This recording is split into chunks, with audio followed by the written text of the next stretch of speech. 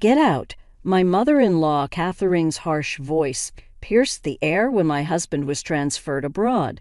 She kicked me and my daughter out of the house with no place to go. I ended up at the park, holding my 2-year-old daughter, feeling lost and unsure of what to do next. Suddenly, police officers surrounded us. "Please come with us," they said, soaked in the rain and shivering from the cold. I followed them to the police station, where I found an unexpected person waiting for me. I'm Emma, turning 35 this year. I met my husband Bob at work, and after a year of dating, we got married. I quit my job, but we tied the knot, and 2 years ago, our daughter Lily was born. Right now, we all live together with my mother-in-law, Catherine. We used to rent, but after Catherine's husband passed and her niece started acting up, we decided to buy a new apartment and live together. We thought about getting a house, but with Catherine's neat issues, we figured it'd be smarter to live where it's easy to get around. Buying an apartment was cheaper and had an elevator, which was a big help. Catherine liked the idea too, so we put money down and got a 35-year loan. Bob's job doesn't move us around much since we bought the place, but he still travels for work about once a week. With a 2-year-old, his trips stress me out at first. Catherine pitched in with childcare, but now she's not much help. She leaves dishes dirty and utensils unwashed, which piles up extra work for me. When I ask her to help, she promises to do better, but doesn't follow through. Oddly enough, she cleans up when Bob's around, and I just noticed that recently. At first, I didn't think much of it when Catherine occasionally rinsed the dishes, but now I see things differently. I suspect she's deliberately making things difficult for me, like when she offers to pick up things from the store and then conveniently mentions afterward that she actually needed something. This happens a lot. I used to think Catherine's knee problems made moving hard for her, so I wanted to help out as much as possible, but now my eagerness to assist is wearing thin. I considered talking to Bob about it, but he's already stressed from work and I didn't want to add to his worries. Catherine's behavior started not long after we moved together, and it's been going on for years. When I mentioned it to a friend, she said, "Sounds like she's bullying you. Why not talk to Bob? He might be able to help." But if I bring it up with Bob, Catherine, who doesn't have any other family, might end up in a care facility. So I thought maybe it's best to just tough it out. However, something happened one day that made me reconsider. That day, I had arranged to drop off Lily at my parents' house. They had always loved having her over and often suggested I stay the night too. But I always worried about leaving Catherine alone. After a quick chat with my parents, I headed back to our apartment, where Catherine was waiting. But when I got there, I realized I had forgotten the keys. At first, I panicked a bit, but then I remembered Catherine was home.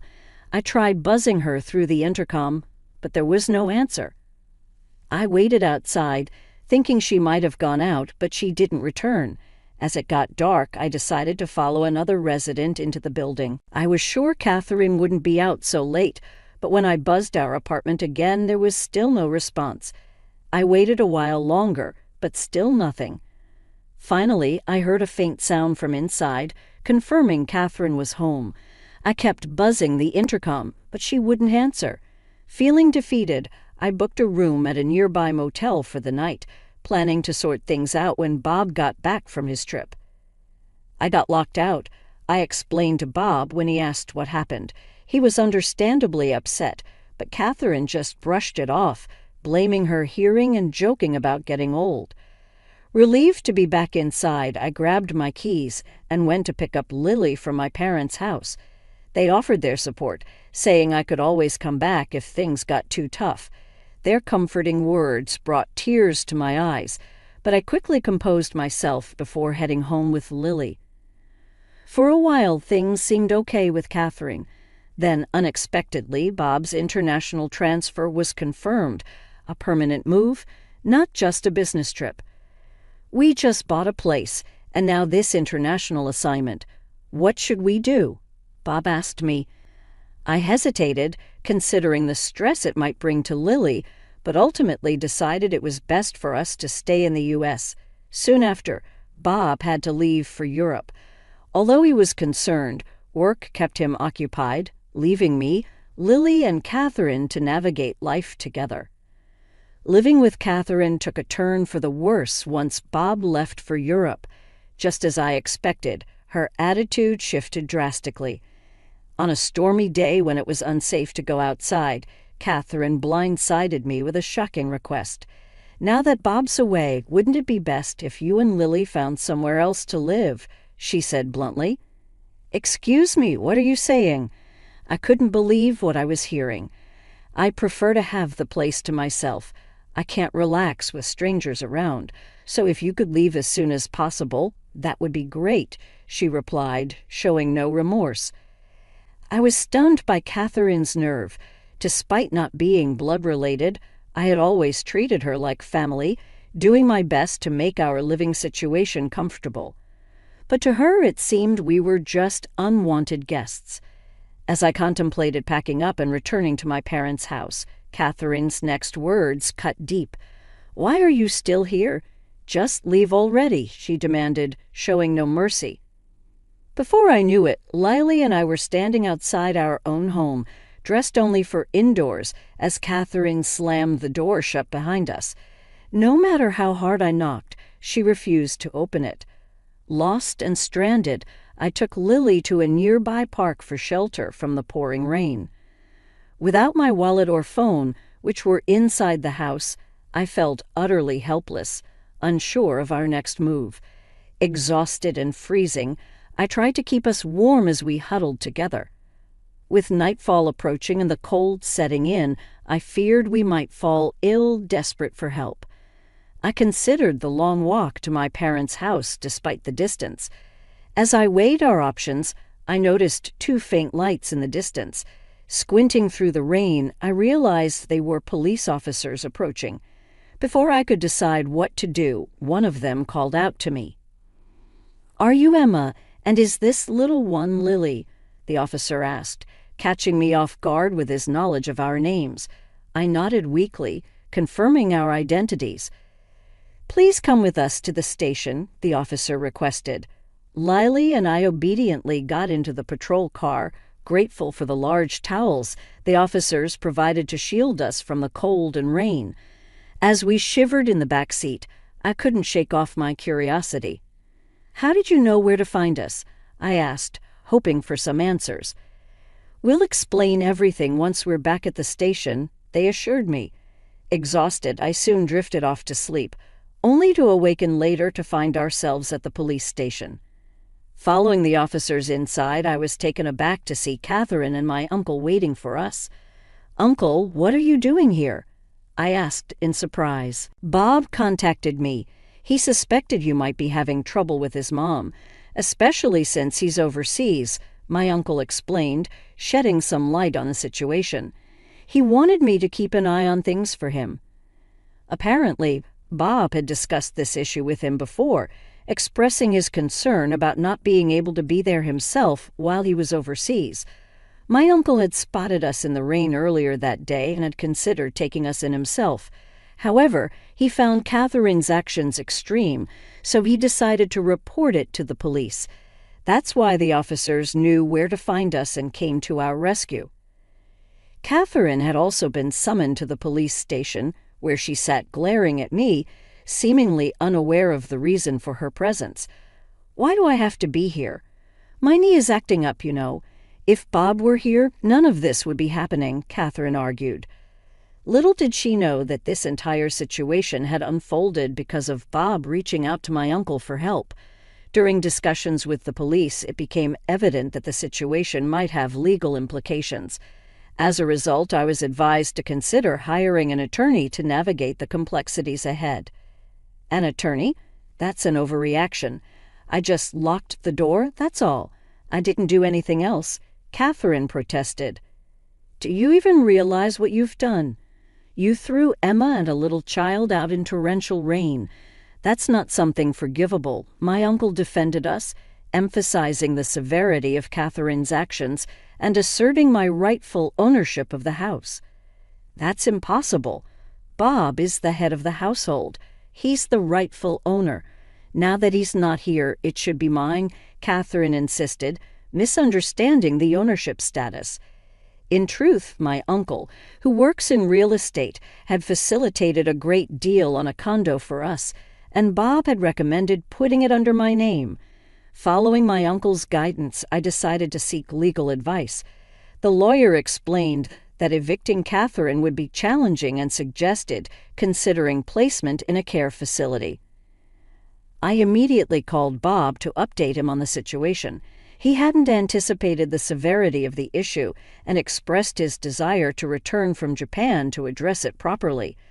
Considering placing Catherine in a facility, unaware of the unfolding developments, Catherine, despite being at the police station, nonchalantly snacked on crackers. Unable to return home with Catherine, I sought refuge at my parents' house until Bob's return. With a week before his arrival, I had time to reflect on our options. If Bob wouldn't support me, then divorce seemed the only option. A week later, Bob returned from Europe, and I moved back home from my parents' place. However, his stay was brief as he needed to go back to Europe soon. With limited time in Japan, we had to discuss our next steps. I heard things from Emma's uncle. Is all of that true? Bob inquired as soon as we were together. Catherine adamantly denied any wrongdoing, insisting it was all lies and accusing me of plotting against her. Surprisingly, Bob seemed inclined to consider Catherine's perspective. Do you have any evidence to prove Emma's plotting something? Bob asked, seeking clarity. Evidence? Of course not, Emma. Do you have any evidence? I admitted I hadn't been able to keep track of things due to my busy work schedule. Uncertain of whom to believe, I handed Bob a voice recorder I had with me. What's this? Bob questioned as I handed it to him. I explained that it contained recordings of Catherine's harsh words and her eviction of me from the house.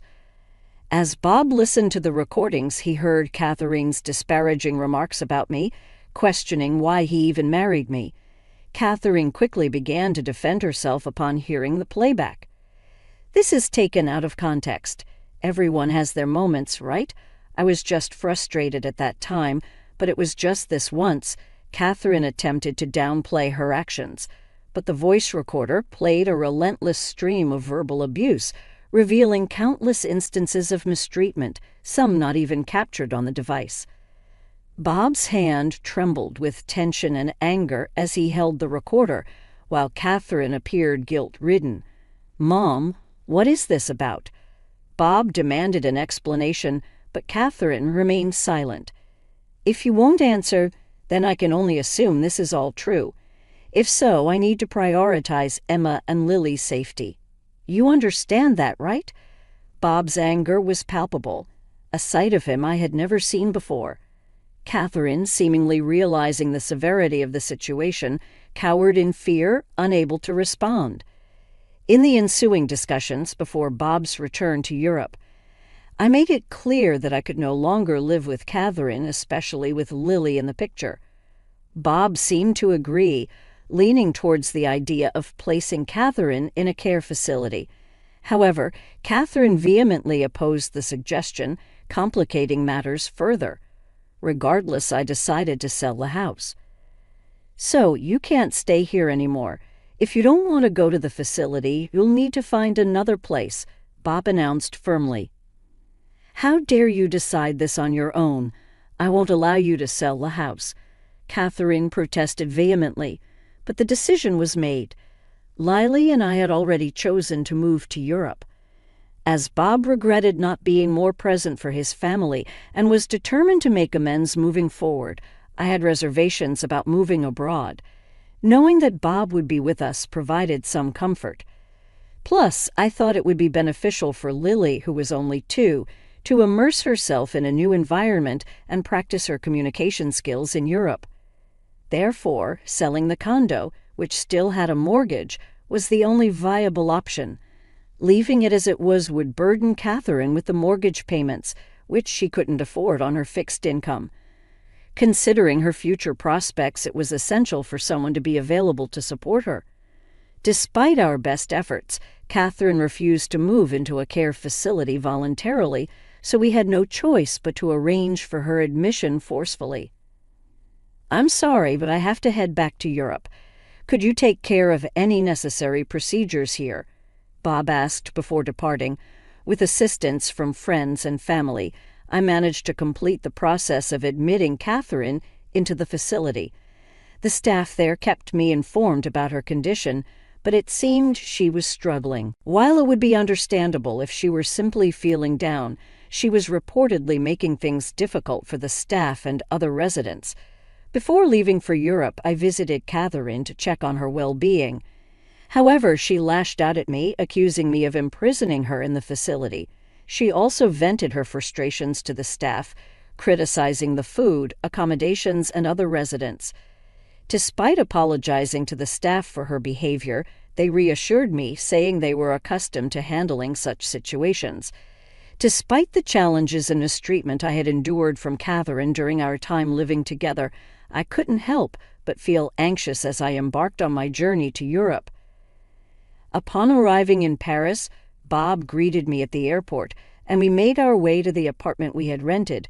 While they say rents in Paris are steep compared to Texas, Bob's company provides a housing allowance, which allowed us to find a spacious and affordable place. Our neighbors in the building have been incredibly welcoming, despite my limited fluency in French.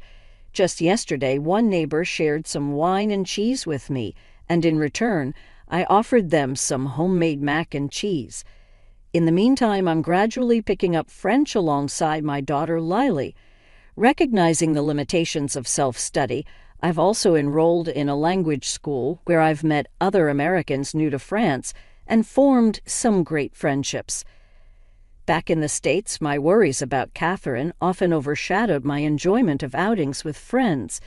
But here in Paris, I can savor leisurely lunches and fully embrace the city's charm. My main concern now is Lily, who is still too young for kindergarten.